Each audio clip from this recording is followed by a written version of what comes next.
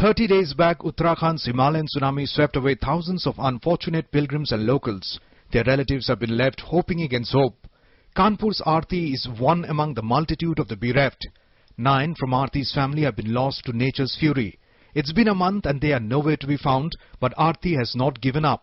अब क्या बताएं, हम लोग तो उम्मीद लगाए हुए हैं, लेकिन अभी तक कोई कुछ भी पता नहीं चल रहा है.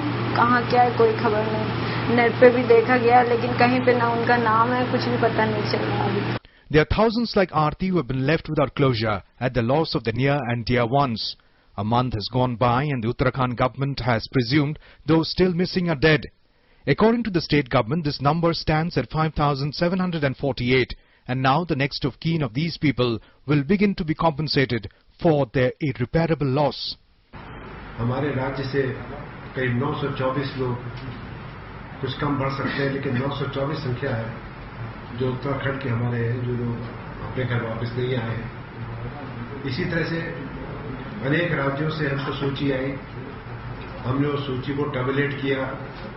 हमारे अधिकारियों ने उस राज्यों से फिर दोबारा उसको वेरीफाई किया और आज की तारीख में 5,748, कुछ बढ़ घट सकते हैं, लेकिन 5,748 लोग हैं जो अपने घर वापस नहीं गए हैं. According to the government's figures, among the missing, 2,098 are from Uttar Pradesh, 1,035 from Madhya Pradesh, and 924 are from Uttarakhand. The next of kin of each killed and missing persons is to get 2 lakh rupees each from the Prime Minister's Relief Fund and 1.5 lakh rupees each from the Central Disaster Relief Fund. The Uttarakhand government is giving another 1.5 lakh rupees each to the kin of those missing who are from the state, but the efforts to find those who are still missing will go on. But politics over relief efforts is refusing to cease. BJP leader and former Uttarakhand Chief Minister Ramesh Pokhriyal Nishank has met the Prime Minister today, demanding a white paper on the operations.